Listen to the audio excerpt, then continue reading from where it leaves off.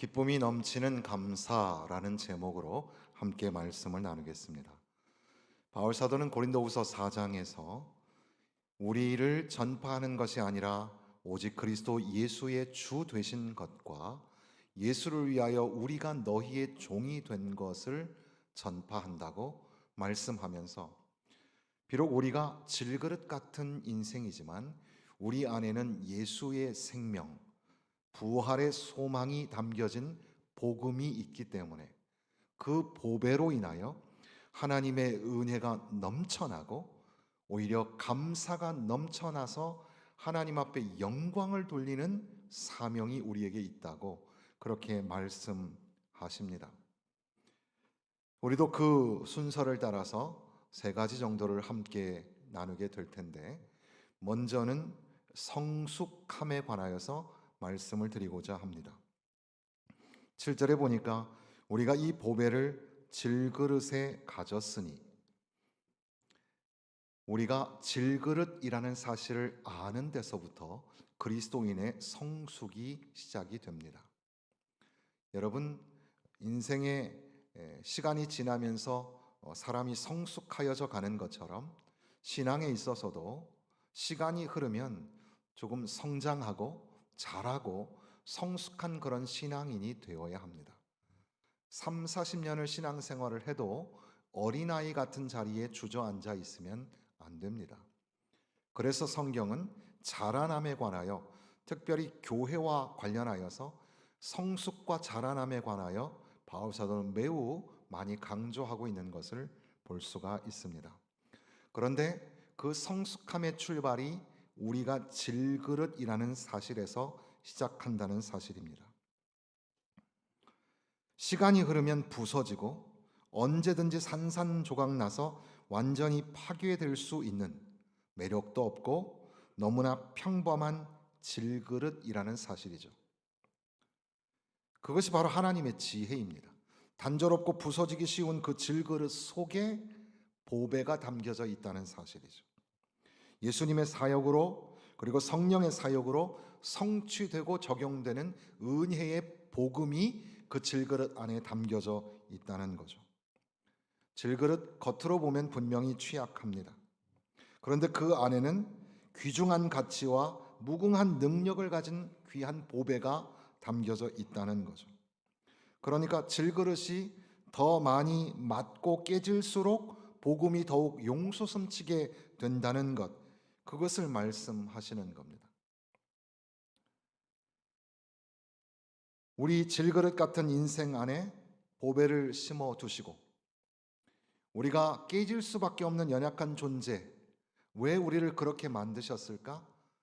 그 7절 후반부에 있는 것처럼 이는 심히 큰 능력은 하나님께 있고 우리에게 있지 아니함을 알게 하려 함이라. 그러니까 우리 안에 능력이 있지 아니하고 하나님께 능력이 있음을 믿음으로 고백할 수 있도록 우리를 질그릇으로, 그리고 우리 안에, 그 질그릇 같은 우리 안에 예수 생명 부활의 소망이 담기신 이 복음, 이 보배를 우리에게 담아 두셨다는 사실입니다. 우리가 질그릇 같은 인생이니 그 인생의 여정을 걸어갈 때 깨지기 쉽고 위험천만한 그런 모습을 가지고 살아가게 됩니다. 8절 말씀에 보면 우리가 사방으로 우겨쌈을 당하고 답답한 일을 당하고 박해를 받고 거꾸러뜨림을 당한다고 기록하고 있습니다. 그런데도 불구하고 우리 안에 보배가 있으므로, 비록 질그릇 같은 인생임에도 불구하고 우리는 꺾이지 아니하고 낙심하지 아니하고 버림받지 아니하고 망하지도 아니한다고 말씀합니다. 어떤 학자는 여기에 나오는 것이 진행 순서, 시퀀스를 갖는 것처럼 보여서 먼저는 괴로움을 당한다, 우리가 일반적으로 당하는 역경이라고 할 수 있겠고, 그리고 답답한 일을 당한다, 우리 내면의 고통을 의미하기도 하고, 또 박해를 받는다는 것은 타인으로부터, 외적으로부터 우리에게 다가오는 고난일 겁니다. 그리고 결국에는 그런 과정을 거쳐 맞아서 쓰러지는 것, 그것이 거꾸러뜨림을 당하는 것일 텐데, 그렇게 우리는 연약한 존재라는 사실이죠. 그런데 우리 안에 보배가 담겨져 있으므로 우리가 깨질수록 우리 안에 복음이 더욱더 빛을 발하게 된다는 겁니다. 그로 인하여 우겨쌈을 당하든지 답답한 일을 당하든지 박해를 받거나 거꾸러뜨림을 당하여도 망하지도 버림받지도 낙심하지도 포위되지도 않는 삶을 살아갈 수 있다는 겁니다. 여기에 헬라어 단어 중에 포레오라는 말은 길이라는 말인데, 거기에 부정접두사 아를 붙이면 아포레오 하면 길이 아님이란 뜻이고, 거기에 엑스포레오라고 하면은 절대로 길이 없다라는 말이 되기도 합니다. 인생의 길이 다 막혀 버렸을 때, 그래서 우리는 아무것도 할 수 없을 것 같을 때, 그러나 거기에 주저앉지 않을 수 있는 것은 우리 안에 보배가 담겨져 있기 때문입니다. 그런데 이 말씀이 성숙한 그리스도인의 삶의 모습을 담고 있다는 사실이죠. 우리가 예수님을 믿으면, 그러니까 우리 안에 보배를 담으면 우리 질그릇이 변하는 게 아닙니다. 질그릇이 금그릇이 되거나 단단한 쇠그릇이 되거나 뭔가 멋지게 변화하는 게 아닙니다. 그런데 많은 사람들은 예수님을 믿으면 다이아몬드가 박히고 도금 정도는 될 거라고 착각을 하고 있는 겁니다. 질그릇 자체는 변하지 않습니다. 하나님은 우리를 성인으로 또는 천사로 만드시려고 하는 것이 아닙니다. 물론 우리도 주님 오시는 그날에, 주님을 만나는 그날의 천상에서 거룩한 모습으로 변화될 것입니다. 그러나 그것과는 다르게 오늘 이 땅에 살아가면서 예수 그리스도의 제자로, 그리고 성도로, 예수 믿는 신자로 살아갈 때 우리가 성숙하게 된다는 것은 우리 질그릇이 뭔가 변형되는 게 아닙니다. 예수 믿지 않는 사람들은 자기의 명예, 자기 만족을 위해서 삽니다. 그러니까 질그릇에 치장을 하면서 살아가게 되는 거죠. 그런데 예수 믿는 사람들은 질그릇이 겪어야 하는, 앞서 말씀드렸던 모든 풍상을 겪는 동시에 보배로 말미암아 오히려 자랑하며 가치 있고 의미 있는 삶을 살아갈 수 있다는 겁니다. 겉으로 보면 실패하고 당한 자 같습니다. 부서지기 쉬운 것, 아니 부서질 수밖에 없는 게 질그릇입니다. 그래서 우리가 방금 부른 찬송에도 질그릇 같은 연약한 인생이라고 가사가 나와 있습니다. 질그릇은 스스로를 치장하는 게 아닙니다. 예수 믿는 사람들은 세상이 그 질그릇을 위하여 살 때에 우리는 보배를 위하여 살기로 결심한 자들입니다. 세상은 질그릇에 투자를 합니다. 그것을 치장하고, 그래서 잘 먹고 잘 살고 모든 일들이 잘 되고 거기에 초점이 있습니다. 그러나 예수 믿는 사람들에게는 우겨쌈도 있고 또 답답한 일도 있고 박해도 받고 거꾸러뜨림을 당하기도 합니다. 왜 그렇게 살아야 합니까? 그것이 바로 질그릇 안에 있는 보배를 드러낼 수 있는 특별한 방법이기 때문에 그렇습니다. 하나님이 우리에게 이러한 삶을 요구하시는 겁니다.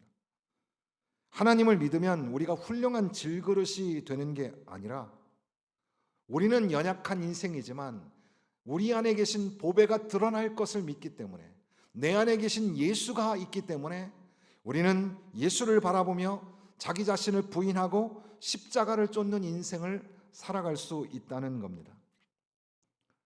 그러니까 성숙한 그리스도인이 되려면 우리가 질그릇이라는 사실을 기억하고, 우리 스스로 뭔가를 할 수 없다는 사실 안에서, 그러나 연약한 우리 인생 안에 생명이 되시고 부활이 되시는, 소망이 되시는 예수를 내 안에 두셨다는 사실, 그 보배를 내 안에 두고 있기 때문에 비록 우겨쌈을 당하고 답답한 일을 당하고 박해를 받고 무너뜨림을 당하여도 그래도 우리가 버티고 견디어낼 수 있음을 기억하고 믿으면서 자라나는 것, 그것이 그리스도인의 성숙함이라고 할 수 있겠습니다.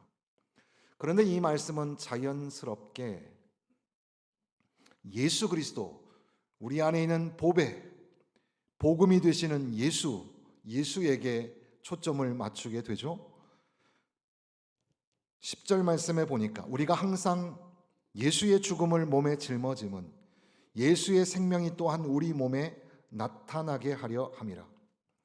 예수 그리스도께서 우리를 살리시기 위하여 죽으신 바 되었고, 그리고 우리에게 부활의 소망이 되시고자 장사된 바 되었다가 사흘 만에 부활하셨습니다. 예수님이 죽으셨던 것과 예수님이 다시 살아나신 것, 바로 예수의 십자가 그리고 그 부활의 사건이 우리 안에서 다시금 나타나게 될 때에 우리는 성숙한 그리스도인의 삶을 살아갈 수 있는 겁니다. 계속해서 우리 살아있는 자가 항상 예수를 위하여 죽음에 넘겨짐은 예수의 생명이 또한 우리 죽을 육체에 나타나게 하려 함이라. 앞서서는 거꾸러뜨리고 넘어진다는 표현을 써서 질그릇의 취약성을 설명했다면, 궁극적으로 인간의 취약성, 인간이 질그릇 같은 것을 보여주는 결정적인 게 무엇입니까? 바로 죽음입니다. 나사로는 다시 살아났습니다. 그러나 자기의 인생을 다 살고 나면 죽게 됩니다. 모든 인간은 어김없이 죽습니다. 그러니까 예수님의 죽으심과 부활하심과는 세상의 그 여러 가지 많은 사건들과는 차별된 특별한 사건인 거죠. 우리 모두는 죽음을 넘어설 수 없는 궁극적인 고난이 바로 죽음이라고 할 수 있겠습니다. 그런데 우리 살아있는 자가 죽음에 넘겨지는 것, 그래서 우리 죽을 육체를 통하여서 예수의 생명이 드러나게 된다고 말씀하시는 거죠. 그러니까 질그릇 같은 인생이나 우리 안에 보배를 가지고 있기 때문에 거꾸로뜨림을 당하여도 넘어지지 않는다는 그런 그리스도인의 성숙함은 바로 예수, 나를 위하여 십자가에서 죽으신 바 되었다가 다시 부활하신 예수, 나는 죽을 수밖에 없는 인생임에도 불구하고 예수가 다시 살아나셨기 때문에 예수 그리스도를 바라보고 예수 그리스도를 믿는 믿음으로 말미암아 내가 이제 성숙함의 길을 걸을 수 있다는, 그러니까 우리가 성숙이라는 단어를 지나서 두 번째로 우리는 예수, 생명이요 부활이 되시는 예수에게 마음을 두게 됩니다. 그런데 13절 말씀에 보니까 기록된 바 내가 믿었음으로 말하였다 한 것 같이 우리가 같은 믿음의 마음을 가졌으니 우리도 믿었음으로 또한 말하노라. 믿음이라는 단어가 여러 번 등장을 합니다. 기역, 관주에 보면, 성경의 맨 밑에 보면 시편 116편 10절이라고 이렇게 설명이 되어 있습니다. 시편 116편은 시인이 죽음의 문턱까지 갔다가 그런 극단적인 경험 속에서 주님이 건져주시고 살려주셨다는 그런 고백이 담겨져 있습니다. 주께서 내 영혼을 사망에서 건지셨나이다. 내가 생명이 있는 땅에서 여호와 앞에 행하리로다. 죽음의 위기를 한번 경험하신 적이 있습니까? 거의 죽을 지경에 들어갔다가 살아난 그런 극단적인 그런 경험을 가지고 있는 사람에게서는 보통 사람들이 표현하지 못하는 놀라운 간증이 있는 것을 우리가 알 수가 있습니다. 이 시인은 죽음의 경험, 그러나 그 죽음에서 죽을 목숨을 살려주시고 오히려 미래의 부활의 생명까지 이어주시는 전능하신 하나님을 바라보게 된 겁니다. 그로 인하여 그는 믿음으로 견고히 설 수 있게 된 거죠. 그러한 신앙의 고백, 그 믿음의 발현, 시편 기자가 보여주었던 그런 믿음의 모습, 바울도 고린도 교회 성도들을 향하여서 비록 겉으로는 우리가 깨지기 쉬운 질그릇일지라도 이 믿음으로 인해 죽음에서 나를 살려주신 그 믿음으로 인해 나를 위하여 십자가에서 죽으시고 사흘 만에 다시 부활하셔서 우리에게 부활과 생명의 소망이 되신 바로 예수를 믿는 믿음으로 말미암아 우리가 세상을 이길 수 있다고 선포하고 있는 겁니다. 그러면서 14절에 보니까 주 예수를 다시 살리시니가 예수와 함께 우리도 다시 살리사 너희와 함께 그 앞에 서게 하실 줄을 아노라. 바울 사도는 예수와 함께, 너희와 함께라는 단어를 선택합니다. 바로 예수를 믿는 신앙 고백은 바로 예수 그리스도께서 우리와 함께, 아니 우리가 이제 예수와 함께 거하는 것을 의미하고, 그것은 또한 우리 모두가 함께 하나님 앞에 예수 믿는 믿음으로 서게 될 것을, 그러니까 개인의 신앙을 넘어서서 공동체의 신앙 고백까지도 염두하고 있는 것 같습니다. 교회는 예수 그리스도의 십자가를 믿고 예수의 부활하심을 가슴에 담은 채 믿음의 거룩한 여정을 걷는 질그릇입니다.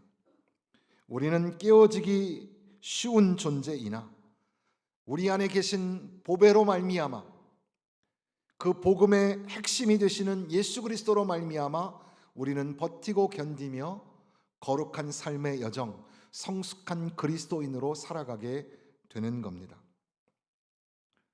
그리고 나서 우리는 이제 세 번째 주제가 되는 마지막 절에 보니까 이는 모든 것이 너희를 위함이니 많은 사람의 감사로 말미암아 은혜가 더하여 넘쳐서 하나님께 영광을 돌리게 하려 함이라.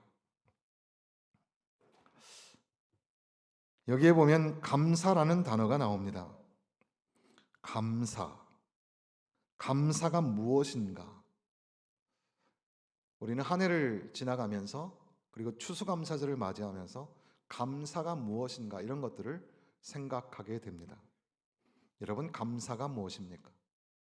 누군가가 나에게 선물을 주고 좋은 것을 주었거나 뭔가 내 일이 술술 잘 풀리고 잘 나갈 때 그때 우리는 감사하게 됩니다. 그러나 만약에 여러분의 삶에 그런 일이 생기지 아니하고 설상가상으로 우겨쌈을 당하고 답답한 일을 당하고 박해도 받고 거꾸러뜨림을 당할 때 여러분은 감사할 수 있겠습니까? 바울 사도는 여기에 이 감사라는 단어를 설명하면서 은혜라는 말이 같이 나오는 것을 볼 수가 있습니다. 감사로 말미암아 은혜가 더하여 넘쳐서 이렇게 되어 있는데, 사실은 조금 분해를 해보면 은혜라는 말은 헬라어로 카리스이고 감사라고 번역된 이 단어는 유카르스티아입니다. 카르스라는 말이 같이 있는, 어원이 같다는 말이죠. 그러니까 감사나 은혜가 그 어원이 같다, 의미가 같은 데서 출발할 수 있다는 겁니다. 그래서 영어에도 grace가 은혜라면 우리는 이제 감사를 땡스기빙이라고 하지만, 그러나 사실 이 grace와 이 어원을 좀 맞춰보면 gratitude라는 말이 감사라는 말이 될 수도 있겠습니다. 그러니까 드리고 싶은 말씀은 은혜와 감사는 매우 밀접하다는 그런 의미입니다. 은혜가 점점 더 많은 사람에게 퍼져서 감사가 점점 더 넘치게 되고 그로 인하여 하나님 앞에 영광을 돌리게 하려 함이라. 이렇게 읽어야 한다는 거죠. 은혜가 확장될수록 감사가 증가한다는 겁니다. 우리가 좋아하는 그런 특별한 선물을 받았을 때 우리 안에 이 기쁨이 넘치게 되는데, 하박국 선지자가 말한 것처럼 외양간에 송아지가 없어도, 우리의 양떼가 없고 우리의 가진 것들이 아무것도 없어도 나는 여호와로 인하여 즐거워하고 난 여호와로 인하여 기뻐하리라. 그러한 위대한 믿음의 고백이 어떻게 나올 수 있을까? 하나님의 존전 의식을 갖기 때문이라고 할 수 있겠습니다. 의인은 그 믿음을 가지고 살아가는 것일 텐데, 오늘 저와 여러분은 비록 질그릇 같은 인생이며 깨질 수밖에 없는, 죽음 앞에서 두 손을 들고 항복해야 되는 그런 존재이나, 그리고 특별히 죄로 인하여서 지옥에 갈 수밖에 없는 그런 존재인데, 우리를 사랑하셔서 독생자를 내어주시고, 바로 독생자 예수 그리스도께서 우리를 위하여 십자가에서 피 흘려 죽으시고 사흘 만에 부활하심으로 인하여 우리를 살려주실 뿐 아니라 부활과 영생의 소망을 우리에게 허락하여 주셨다는 사실, 그것이 얼마나 큰 은혜인가를 우리가 알아야 합니다. 우리가 우리의 신분의 자리가 바뀌었다는 사실, 우리의 인생의 풍파와 고난의 시간은 여전함에도 불구하고 우리는 이제 천국의 백성이며 하나님의 자녀가 됐다는 사실, 이것이 얼마나 귀한 은혜인지 모릅니다. 은혜가 넘치는 삶을 사십시오. 그러면 감사가 넘치는 삶이 찾아옵니다. 은혜가 메마르면 감사할 게 없는 거죠. 여러분, 우리는 무엇을 감사할까? 다음 주이면 추수감사 주일인데 또 특별 행사로 감사나무에다가 우리가 감사의 제목을 적어보자 그런 얘기를 하는데, 무엇을 적을 겁니까, 여러분? 오늘이 11월 9일인데 제가 광성교회 와서 위임식을 한 날짜가 11월 9일입니다. 그래서 2016년 11월 9일, 25년이니까 9년이 됐습니다. 실제 제가 사역을 한 것은 6월 달부터였기 때문에 6개월을, 9년 6개월을 한 셈이지만 위임식을 한 것을 기준으로 하면 오늘이 저에게는 의미 있는 날이 됩니다. 그래서 지난 밤에는 우리 가족들끼리 조그맣게 상에 앉아서 축하하는 시간을 가졌습니다. 그동안 아버지 수고하셨습니다. 엄마 고생하셨습니다. 중학생이었던 아이는 대학생이 됐고 또 이제 군대를 가려고 합니다. 유년부 어린 아이는 고등학교를 졸업하려고 합니다. 돌아보면 모든 것이 하나님의 은혜였습니다.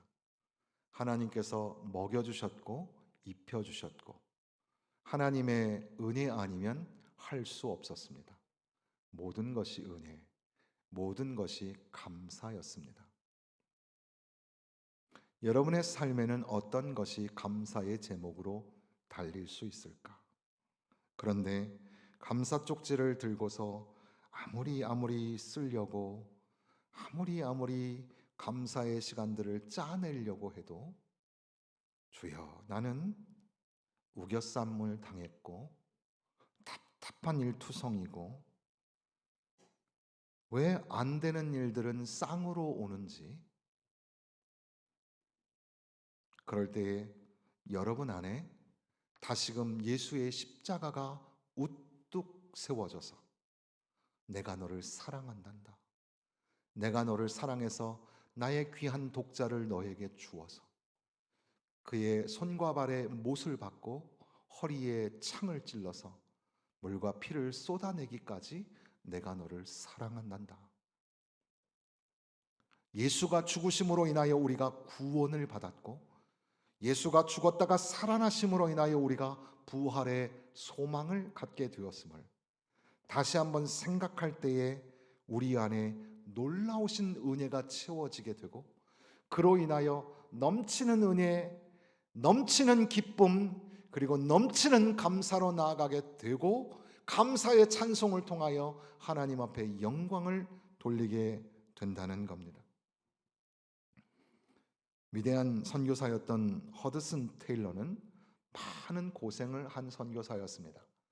그러나 그는 노년에 말하기를, 나는 결코 희생한 적이 없다. 왜 그런 말을 했을까? 하나님께 받은 은혜의 기쁨이 너무 커서 그 어떤 헌신도 희생처럼 느껴지지 않았다는 겁니다. 우리 성도들 참 수고 많이 합니다. 그 섬김과 봉사가 천국에서 해같이 빛나게 될 줄로 믿습니다.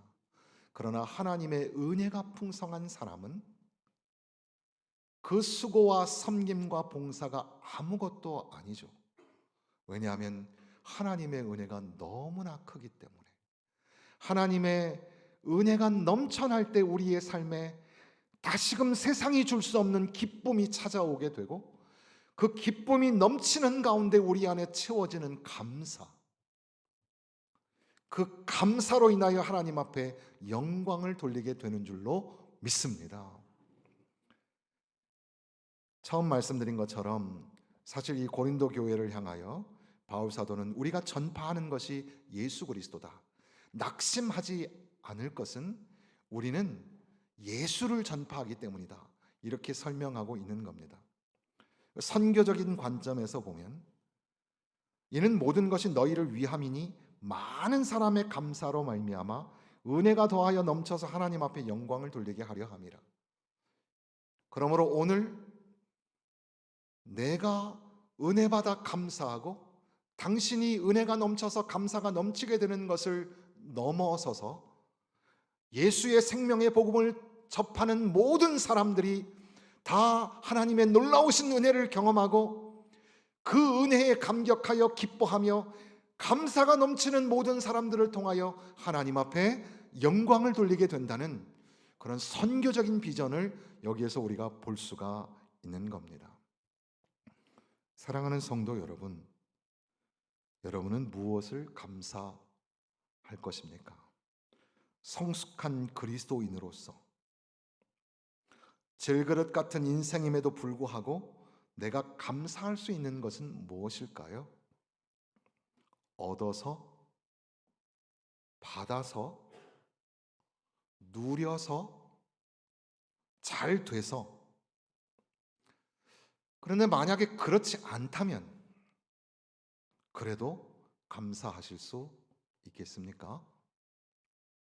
신자의 감사는 은혜의 넘침에서부터 시작한다는 사실을 놓치지 마십시오. 하나님의 은혜가 여러분의 삶에 넘쳐나기를 바랍니다. 그러기 위해서는 여러분 안에 생명이요 부활이 되시는, 소망이 되시는 예수님을 모시고 살아야 합니다. 예수님이 내 안에 계시면, 예수님을 내 안에 모시면 내 안에 기쁨이 넘치게 되고, 그 물밀듯 넘쳐오는 그 기쁨으로 인하여 내가 감사하고 찬양하며 살아가게 될 수 있는 줄로 믿습니다. 그로 인하여 우리의 감사의 노래로 하나님 앞에 영광을 돌리시는 저와 여러분 되시기를 주님의 이름으로 축원합니다.